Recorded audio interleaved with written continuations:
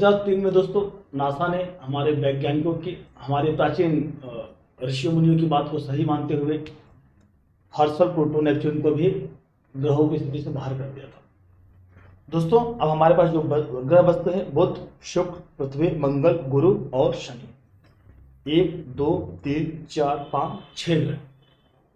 अब दोस्तों जैसा कि मैंने आपको बताया कि सूर्य किसी भी ग्रह की परिक्रमा नहीं करता है, सभी ग्रह सूर्य की परिक्रमा करते हैं, चंद्रमा पृथ्वी की परिक्रमा करते हैं। तो उसके अंतर्गत हमारे ऋषि मुनियों ने क्या किया कि सबसे पहले उन्होंने ये चित्र, आप हमेशा याद रखना, इस चित्र आपके लिए काफी हितकर होगा, क्योंकि यहाँ पे जैसे सूर्य है, सूर्य के बाद में बुध, बुध फिर शुक्र, फिर पृथ्वी, पृथ्वी की परिक्रमा को, पृथ्वी की परिक्रमा चंद्र करते हैं, फिर मंगल है, फिर यहाँ पे शनि है, फिर गुरु है, हर्षल है, प्लूटो है, नेपच्यून है।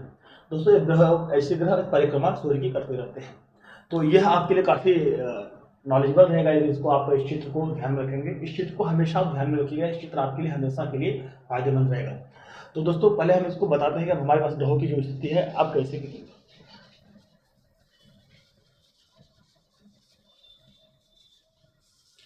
अभी तक दोस्तों हमारे पास यहाँ पे 6 ग्रह थे, तो अब यहाँ पे हमने सूर्य को लिख लिया। सूर्य, बुध, शुक्र,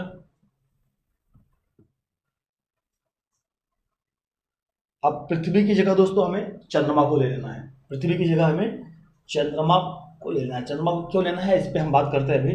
चंद्रमा, चंद्र आ गए, फिर फिफ्थ पे आ गए गुरु आ गए,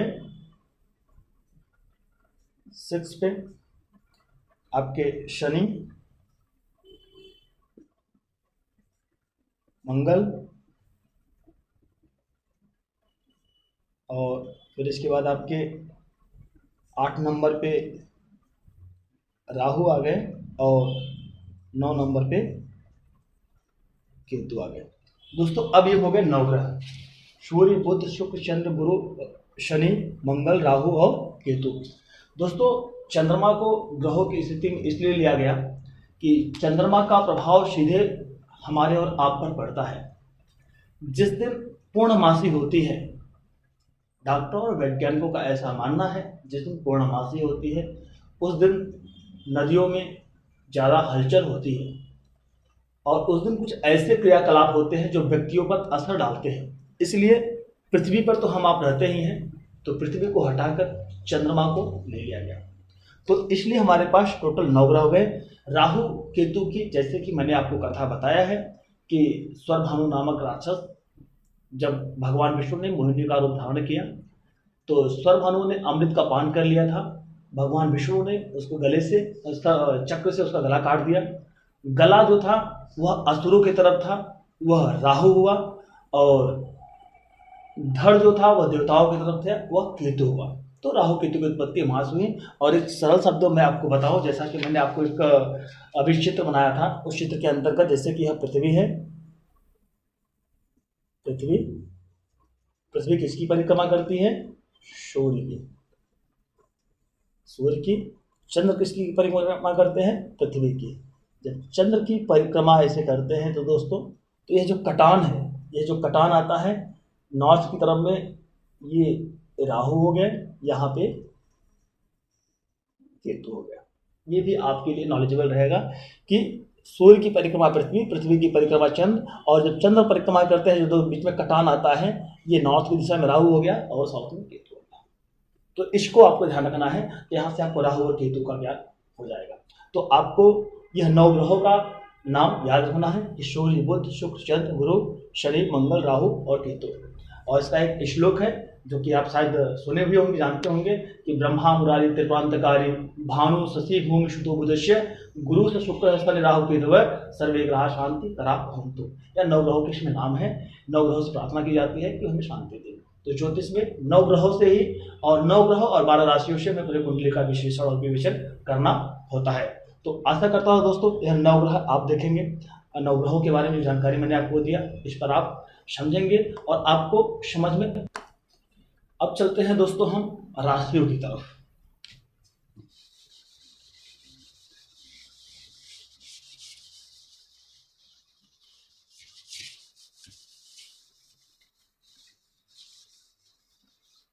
राशियों में दोस्तों जैसा मैंने आपको बताया हुआ है कि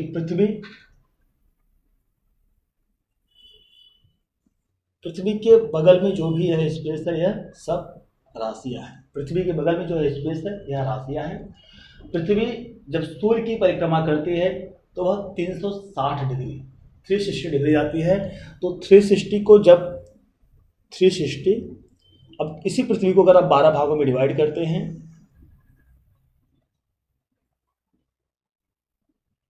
12 भागों को डिवाइड करते हैं, 360 डिवाइड बाई 12 इक्वल 30, मतलब कि प्रत्येक राशियों को 30 डिग्री मिली हुई है। किसी भी स्पेस को जब आप 12 भागों में बांटोगे 360 डिग्री को तो वह 30 डिग्री में आएगा। तो इस चीज को पृथ्वी को 12 भागों में बांटने के बाद जो 30 डिग्री का जो स्पेस आया, 30 डिग्री का स्पेस दोस्तों देखा जाए तो लाखों हजारों करोड़ों वर्ग में है, मील में है। तो जस्ट ज्योतिषों में एक स्पेस दिया हुआ है कि हर एक राशि को 30 डिग्री दिया हुआ है। तो सबसे पहले हम राशि की बात कर लेते हैं।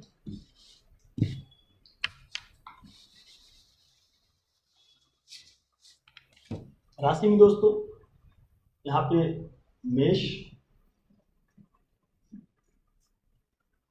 वृष,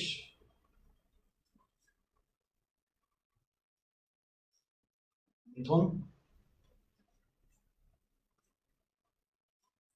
कर्क,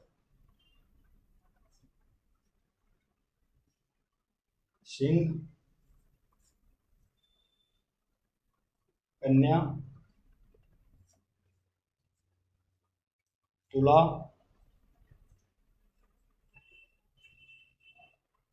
वृश्चिक, धनु, मकर,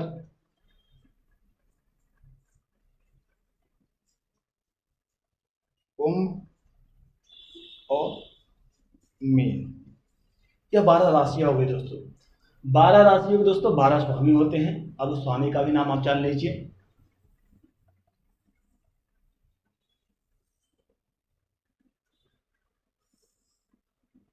इसके स्वामी दोस्तों मेष और इनके स्वामी जो हैं मंगल है। वृष,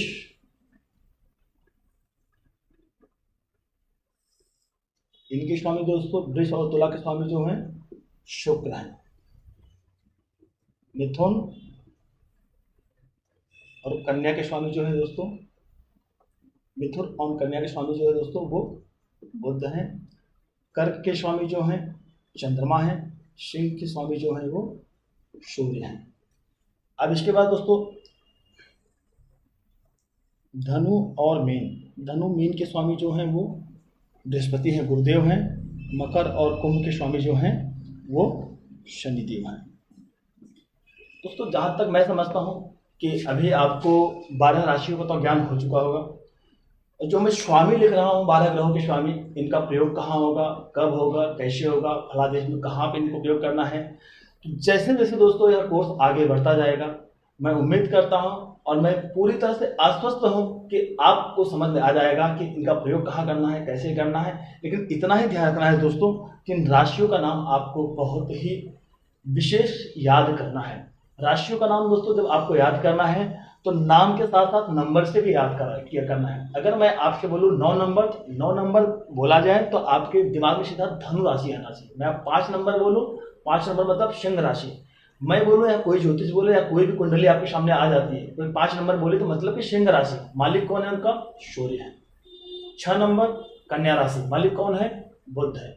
7 नंबर तुला राशि, मालिक कौन है, शुक्र है। 1 नंबर मेष राशि, मालिक कौन है, मंगल है। 8 नंबर वृश्चिक राशि, मालिक कौन है, मंगल है। यह नंबर और नाम दोनों आपको याद करना है दोस्तों, जब क्योंकि आगे जब आप कुंडली में विश्लेषण करने के लिए जाएंगे, फलित ज्योतिष में जब आगे आपको कुंडली देखने के लिए मैं आगे बात करूंगा, तो यह नंबर बहुत ही महत्व रखता है कि जब भी कोई नंबर आपसे बोले तो आपके माइंड में तुरंत उस राशि का नाम आ जाना चाहिए।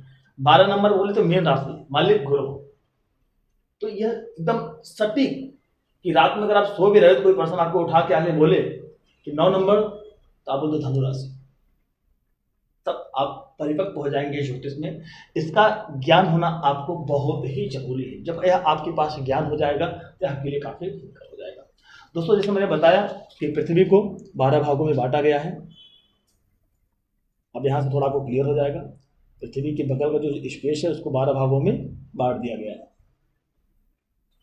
12 भागों में बांट गया है। 1 number, 2 number, 3 number, 4 number, 5 number, 6 number, 7 number, 8 number, 9 number, 10 number, 11 number और 12 नंबर। प्रत्येक राशियों को, जैसा कि हम लोग जब पढ़ रहे थे, हमारे गांव में से हम लोग चांदा कहते थे, चांद की तरह होता था, ऐसे चांद की तरह होता था दोस्तों। यह जो होता था हमेशा 180 डिग्री पे होता था। जब इसको हम एक ऊपर और बना देते थे तो यह 360 डिग्री जाता है।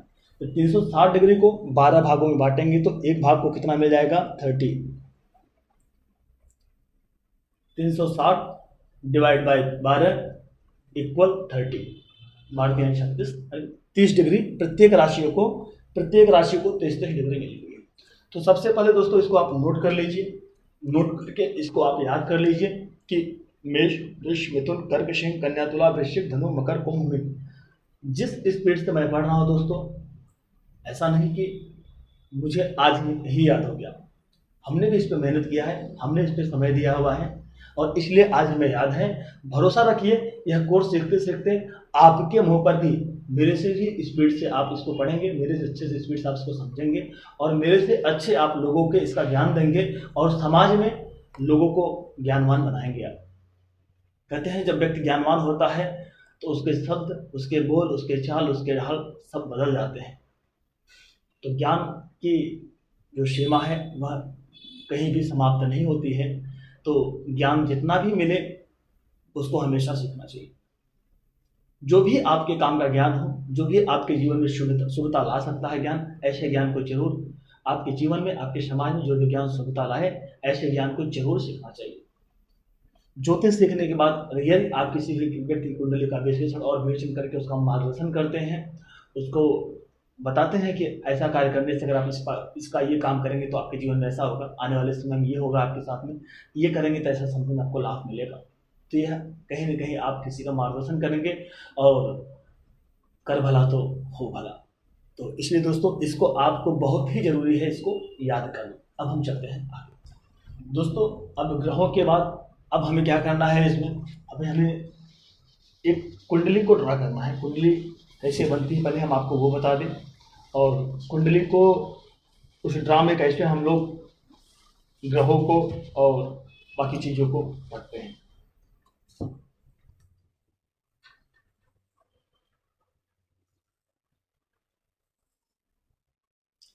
ये ऐसे दोस्तों एक चौकोन बना लेना है आपको।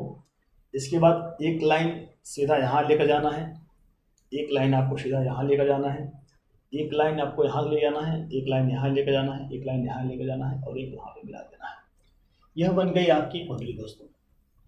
उत्तर भारत और दक्षिण भारत की कुंडलियों में थोड़ा सा उसके डिजाइन में, उसके ड्रॉ में फर्क है। फलादेश वही होता है लेकिन उनके डिजाइन में और हमारे उत्तर भारतीय और साउथ में थोड़ा सा डिफरेंस है कुंडलियों का। तो दोस्तों सबसे पहले इस ड्रा के साथ में मैं आपको बताऊं कि यहाँ प्रथम भाव होता है, प्रथम भाव, द्वितीय भाव, तृतीय भाव, चतुर्थ भाव, पंचम भाव, षष्ठ भाव, सप्तम भाव,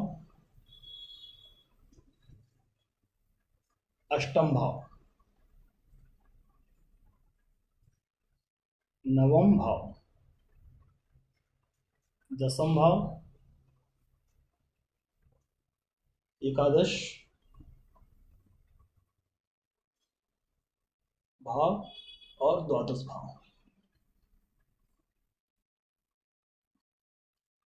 जब भी कोई कुंडली आप बनाएंगे, प्रथम भाव, द्वितीय भाव, तृतीय भाव, चतुर्थ भाव, पंचम भाव, षष्ठ भाव, सप्तम भाव, अष्टम भाव, नवम भाव, दसम भाव और एकादश भाव और इसके बाद द्वादश भाव, यह 12 भाव होते हैं दोस्तों। यह 12 भाव के साथ साथ में जब भी कोई कुंडली कि जैसे कि अक्सर आपके पास जब कुंडली आएगी तो एक मैं आपको काल्पनिक कुंडली बना के आपको बता रहा हूँ।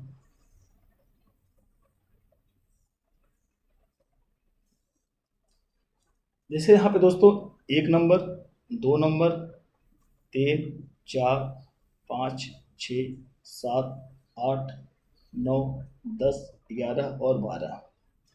यहाँ पर 1 नंबर क्यों लिखा गया? आपके मन में सवाल आएगा, यहाँ पर 1 नंबर क्यों लिखा गया? दोस्तों 1 नंबर लिखने का उद्देश्य यही था कि पूर्व की दिशा में जब पृथ्वी के पास 12 राशियां हैं, पृथ्वी के पास 12 राशियां हैं, जब पृथ्वी सूर्य की परिक्रमा करेगी, पृथ्वी जब सूर्य की परिक्रमा करेगी, जो भी राशि पूर्व की दिशा में होगी वही राशि हमेशा प्रथम भाव में लिखी जाएगी। अब पृथ्वी की जब ये सूर्य है,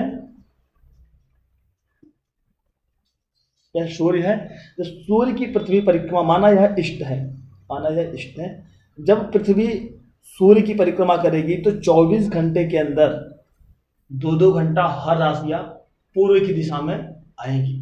12 गुना 24 घंटे का समय होता है, तो 2-2 घंटा हर राशियां पूर्व की दिशा में होंगी। अगर अभी हमने जो यहाँ पर ड्रा किया 1 नंबर था, इसलिए हम ये कह सकते हैं कि मेष राशि पूर्व दिशा में है।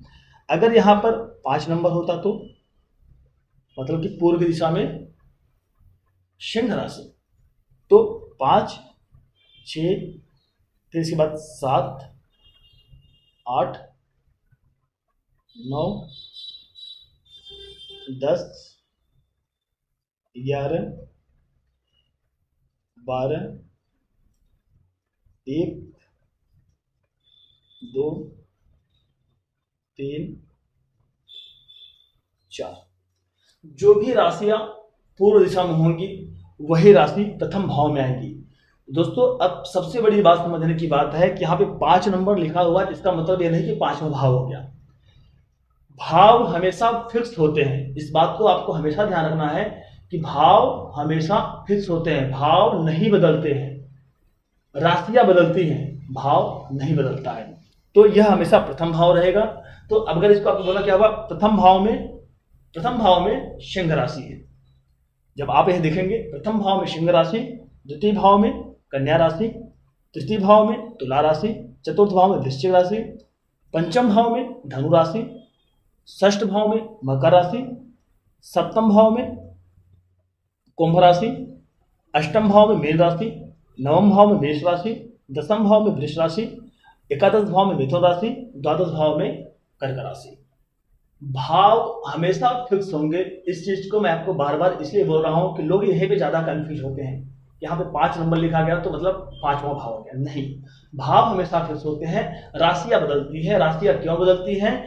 जो भी राशि व्यक्ति के जन्म के समय में पूर्व दिशा में होंगी वही राशि प्रथम भाव में लिखा जाएगा।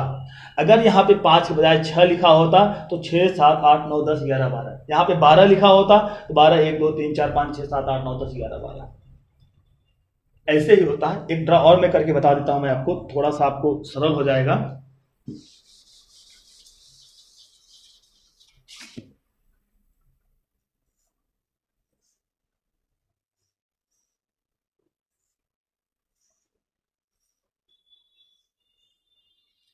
अगर यहां पर 9 नंबर लिखा होता तो मतलब पूर्व की दिशा में 9 नंबर धनु राशि।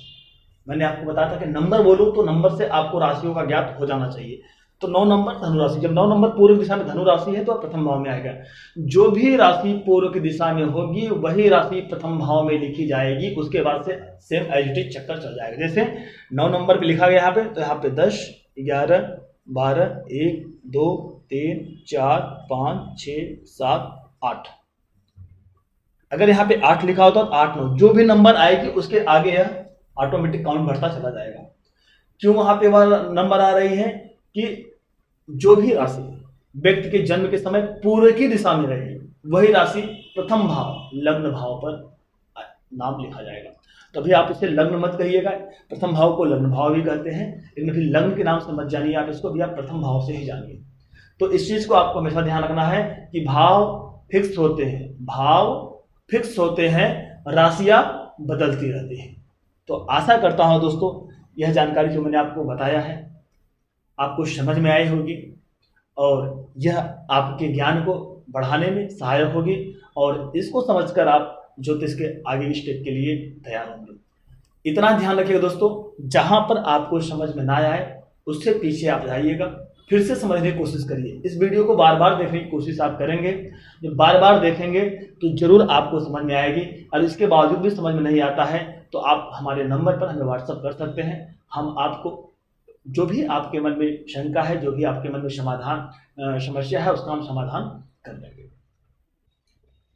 दोस्तों हम बात करते हैं कुछ ग्रहों की। कुछ ग्रहों में दोस्तों जैसे पुरुष ग्रह, सूर्य, मंगल, गुरु, इनके अंदर पुरुषत्व प्रधान होते हैं। पुरुष गुण और स्त्री गुण में सदैव अंतर होता है। तो पुरुष ग्रह दोस्तों सूर्य, मंगल, गुरु पुरुष ग्रह। स्त्री ग्रह चंद्र और शुक्र। स्त्री ग्रह जो है चंद्र और शुक्र है। नपुंसक ग्रह जो है शनि और बुध है।